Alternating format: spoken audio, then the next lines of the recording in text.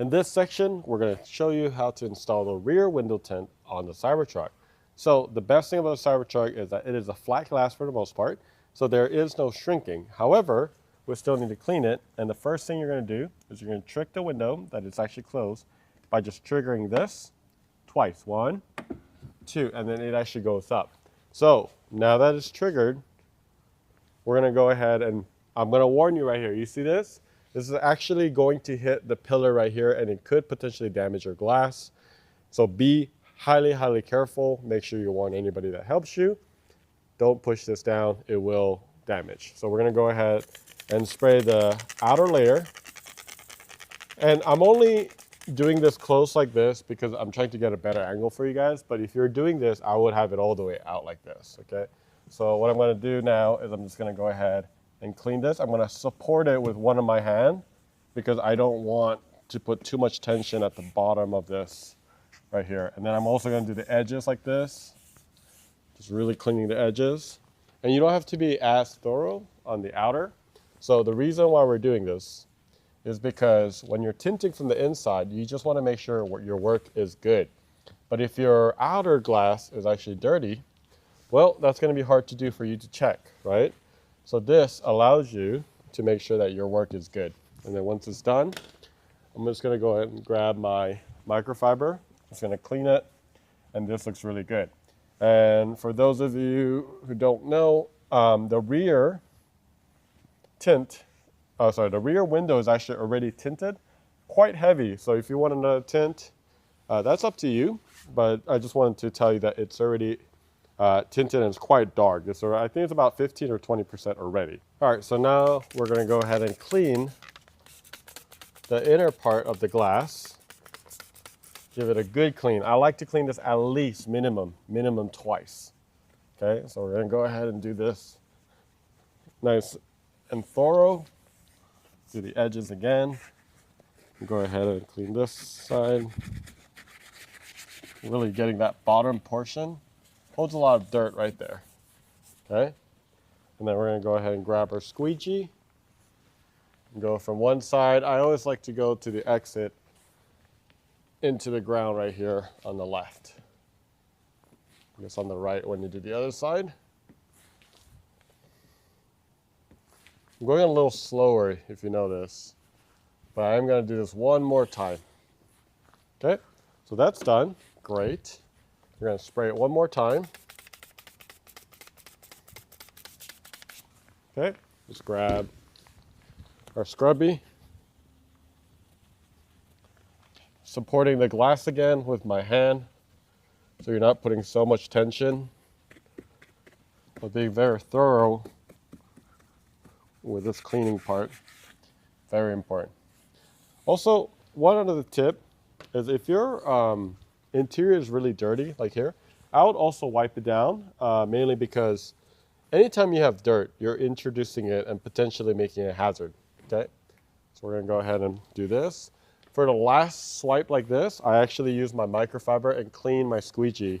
I don't wanna reintroduce some of this bad foam, right? Because this potentially has dirt. And as I do this, it's actually traveling and moving that dirt down. So that's kind of what you're trying to do. There you go. So now we're gonna go ahead and spray it and get it ready for transfer.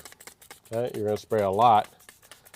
And then as you get here, go ahead and spray into that area like so. Okay, so now we're gonna go ahead and focus on right here. Okay, so we're gonna go ahead and focus on the actual film. We're gonna flip it upside down.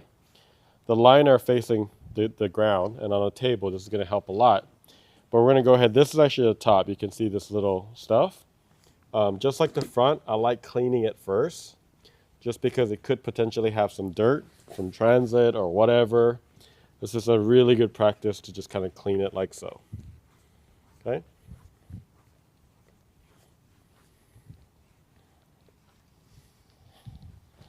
Okay, once I cleaned it, I'm going to go ahead and grab it right here. I'm just going to tear a little bit and then do this edge.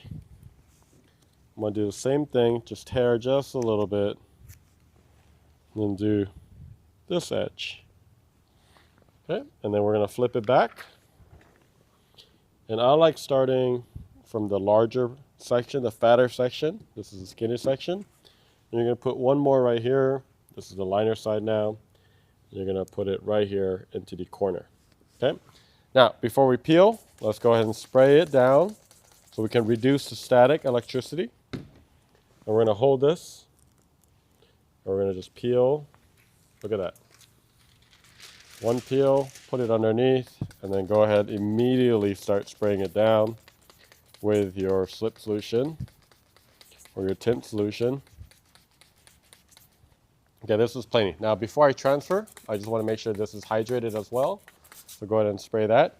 Now, you're going to grab this corner, and I'm going to grab this corner.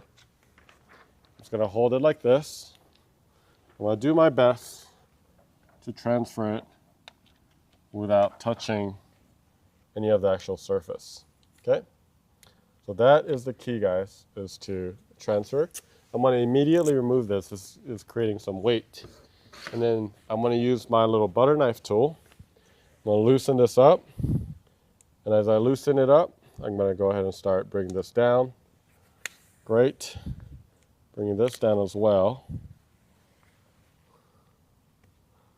Boom. And it's inside the seal now. That's really where I want. All right, now that it's inside the seal, notice how I didn't spray anything on the outer, because if you actually spray right now, it's going to be a little slippy. You actually don't want it slippy. You want it a little grippy right now. So let's go ahead and focus on this little back corner first. Okay. If it's not quite in there yet, you can go ahead and use this. There you go. That's pretty good. Right there. And focusing on this top edge as well. All right, here's the thing about tint. You want it actually right inside the edge right here. So we do this called the finger test. You actually don't want it over that, right? Some professional shops will do that, but you actually need to shave it off if you're going to do that, which is a little bit of a technique on its own. So we're not going to do this for this kit. And once it's aligned, this edge, this corner, this edge is all good. That's when you spray the slip solution on top of it. Now, just like we did, if you watched the front one, what you want to do is you're going to hold the center with your thumb, and you're just going to slowly go to the side. Slowly go to the side. I'm not going super strong, guys. 40% is all you need, just very, very gently for now. You're just going to go side to side. I'm holding it pretty firmly with my thumb whenever I do this. Holding it down, holding it down, holding it down. And then once I get about 3 inches away, I'm going to push this all down, really right into it. All right, so that's round number 1. We're going to go ahead and give it a nice spray again. We're going to do the same thing, but now we're going to go a little bit harder, okay? 60%. Okay. Same thing, I'm holding it. So contamination is all about 2 things. 1, not touching it, and 2, how quickly you put it on there, right? The longer you have it not on the actual glass, potential contamination can happen in between. All right, number 3, now we're gonna go a little harder, 60, 70% now, okay? Or maybe 70, 80. And now I'm gonna actually change my direction a little bit, go up and down. By this time, you should have settled, meaning the film shouldn't move too much if you put enough force. I'm just going a different direction, so I make sure that I get everything down. Number 4, this is the part where you can go a little bit more aggressive. So right here, go all the way, all the way. I put a lot in there, and you can go all the way down. Okay, so one common issue that you may have is you might have some bubbles down there. Well, because there's a lot of water that sits there. So what you want to do is use your little butter knife, and your butter knife is actually going to be better than this one. It's going to be a little angled. You're going to go ahead and do this, open it up, and then get your squeegee and go all the way out, right? And that allows you to make sure you're getting all of that out. When you do this, go slow, and then you should be good, okay? So there's a bubble right here. You're just going to open that up, make that opening, and you can push it down. It may be hard to see because this is very dark, so keep your eye vigilant. All right, so now it should have settled. This is the time to inspect. This is the time I usually remove my little garbage bag right there. We're going to wipe it down. Notice how nothing else really got damaged, or it's not damaged, sorry, wet. But we're gonna go ahead and be careful on the edges, guys. We haven't done what we're about to do next. And then I'm gonna go ahead and clean this. I'm just inspecting, and it looks really good, right? Very, very little contamination. Very happy with it. Now that we have the microfiber, you're gonna dry your squeegee. You're gonna go to all the edges and grab all the moisture. Okay, a lot of the moisture like sitting on these edges. So you're gonna go all the way up into it, and you're gonna grab that moisture. That's what you're doing, okay? So now, that's pretty much it.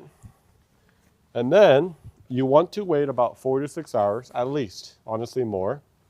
You don't wanna roll down your window up and down, to be honest. You don't wanna roll this down, keep it open, just warn people not to close the door. You'll damage this, right? But if you are in a hurry, I do want to be mindful of people who are busy. You do want to get a heat gun. Typically, heat gun is what you need. If you have a really fancy, blow dryer that can produce a lot of heat, you can use that. What you want to do is you don't want to go from the inside. Why? You can damage this right here. This beautiful trim right here. You can damage that because that's PVC.